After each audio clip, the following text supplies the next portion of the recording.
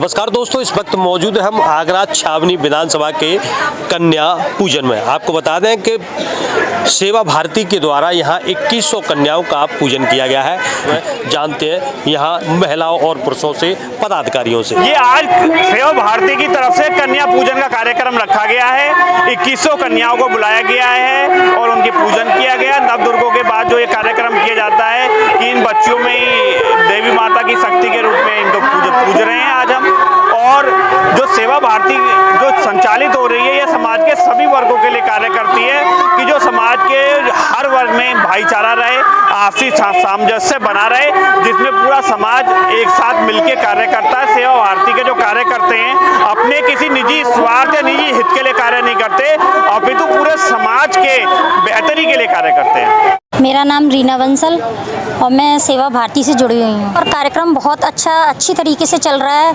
ये 2022 में हुआ है, लेकिन ये पहले जो है 1-2 साल से रुका हुआ था क्योंकि कोरोना की वजह से यहाँ पर कार्यक्रम नहीं हो पाया था। लेकिन अब 2022 में हुआ है ये कार्यक्रम और कम से कम 2100 कन्याओं का टारगेट था और ज़्यादा से ज़्यादा बढ़ चढ़ के हिस्सा लिया है कन्याओं ने यहाँ पर सभी ने। और हमारा जो प्रोग्राम है वो इस तरह का कि हमें मतलब हमारी संस्कृति सनातन धर्म की ओर जाए। ये नहीं कि मतलब पीछे हम माँ बाप को अपने बच्चों को संस्कार अच्छे देने चाहिए जिससे कि उन्हें आगे लगे कि हाँ, कन्याओं को ज़्यादा से ज़्यादा बचाना चाहिए। हर माँ बाप ये चाहते हैं कि बेटा हो, बेटा नहीं बेटियों को भी आगे बढ़ाना चाहिए। जब तक बेटियाँ नहीं होंगी तो वो ना तो कन्या पूजन में आएंगी और ना ही रंगोली बनाएंगी, ना ही उनके पैर पूजे जाएंगे। इसीलिए बेटी को ज़्यादा से ज़्यादा बढ़ावा देना चाहिए। पढ़ाई के क्षेत्र में, खेलकूद के क्षेत्र में उनको ज़्यादा से ज़्यादा मार्गदर्शन करना चाहिए। मेरा गोपी भार्गव सेवा भारती में सेवा का कार्य है।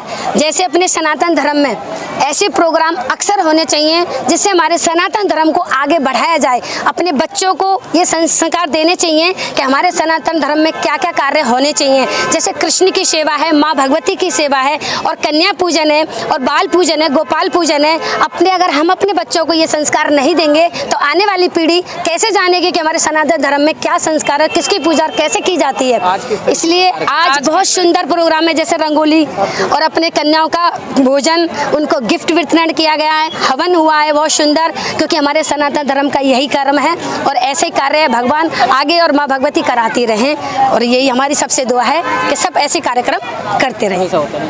भगवती चहार मधुनगर से हूँ। रंगोली का बहुत सुंदर प्रदर्शन बहुत अच्छा लग रहा है, बहुत ही अच्छा लग रहा है, बहुत अच्छा महसूस कर रहे हैं हम लोग। मैडम लोगों के लिए क्या संदेश देना चाहोगे आज के कार्यक्रम को लेकर? हाँ, नन लोगों के लिए ये संदेश देना चाहेंगे कि सारे लोग ऐसे ही कार्यक्रम में मिलते रहें और सभी सहयोग करते रहें, तो ये बहुत अच्छा बच्चों को और महिलाओं को सबको जाता है। अपने अध्यक्ष हूँ।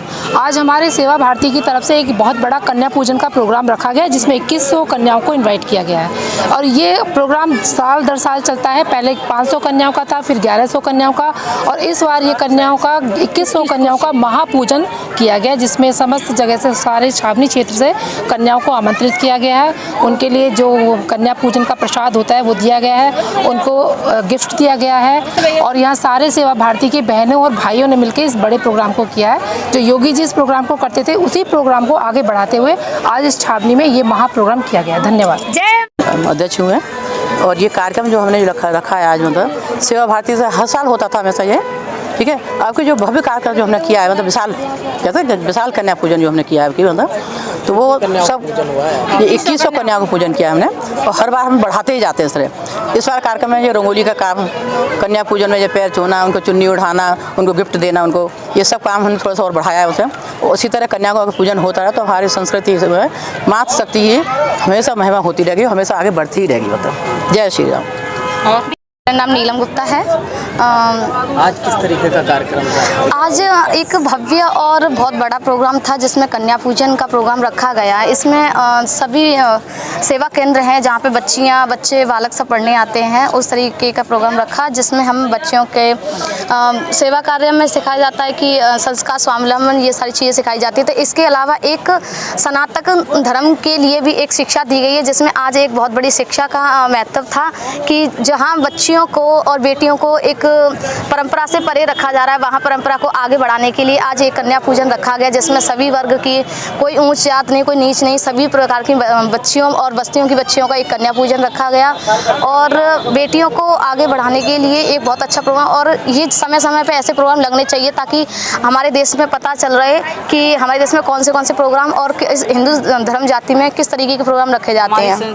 संस्कृति को सुरक्षित रखने के लिए बेटियों का कन्या पूजन होना बहुत ज़रूरी है। इसी से पता चलता है सभी कि बेटियों का पूरे भारतवर्ष में या पूरे संसार में एक पृथ्वी पर एक बेटियों का बहुत बड़ा महत्व है। बस ये कहना चाहूँ। भारतीय विभाग संयोजिका, ये हमारा लक्ष्य था यहाँ पे 2100 कन्याओं का, जो पिछली बार से और धीरे धीरे बढ़ती गई है। ये हमारा सबसे ज़्यादा मेन मोटिव यह रहता है कि हमारे जो बच्चे हैं पश्चिमी सभ्यता की ओर बढ़ते जा रहे हैं, हमें अपने बच्चों को सनातन धर्म की ओर खींचना है, क्योंकि हमारे बच्चे भटक रहे हैं। जैसे वो और धर्मों के बच्चे अपनी अपनी चर्च में या मदरसे में जा के प्रोग्राम करते हैं, हमारे जो हिंदू बच्चे हैं वो हमेशा भटके हुए रास्ते पर चलते हैं। मैं ये चाहती हूँ कि, और ये हमारा ये सेवा भारती जो प्रोग्राम है ये चाहता है कि हम अब ज़्यादा से ज़्यादा बच्चों को सनातन धर्म की तरफ अपना रुझान करें और हमारे हिंदू धर्म को और से और ऊंचाई से ऊंचाई पर लेके जाएं।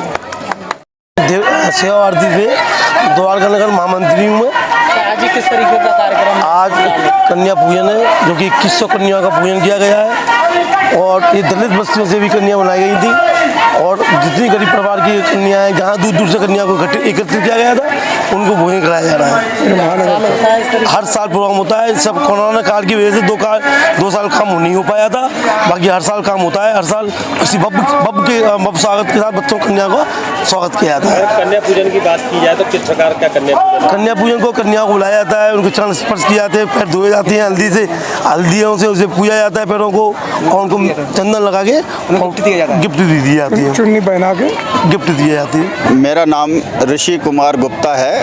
मैं सेवा भारती छावनी महानगर का कोषाध्यक्ष हूँ। आज ये किस तरीके का कार्यक्रम? आज का कार्यक्रम हर वर्ष की भांति हम कन्या पूजन का कार्यक्रम हर वर्ष करते हैं। पिछले 2 वर्षों से इसलिए नहीं हो पाया क्योंकि कोरोना काल था, इसलिए कोरोना काल की वजह से हम कन्या पूजन का कार्यक्रम नहीं कर पाए। अदरवाइज हम सारे कन्या पूजन कार्यक्रम बड़े भव्य और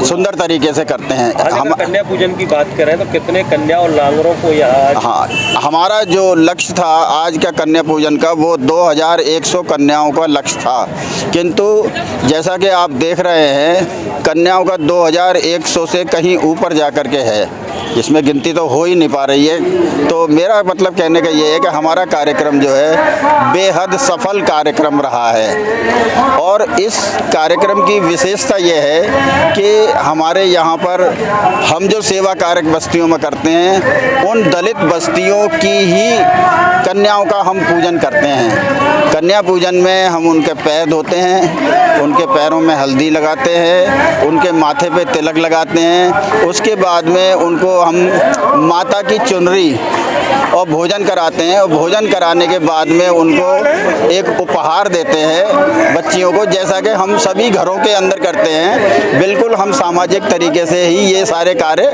करते हैं। तो आपने जाना किस प्रकार सेवा भारती छावनी विधानसभा के द्वारा यहाँ 2100 कन्याओं का पूजन किया गया है। पदाधिकारियों ने बताया है कि यहाँ दलित बस्तियों से कन्याओं को बुलाया गया है, उनके पैर धोए गए हैं, उनके तिलक लगाया गया है, उन्हें उपहार दिया गया है और भोजन भी कराया गया है। साथ ही साथ यहाँ महिलाओं ने रंगोली बनाई है, आप तस्वीरों में देख सकते हो, महिलाओं ने यहाँ रंगोली भी बनाई है।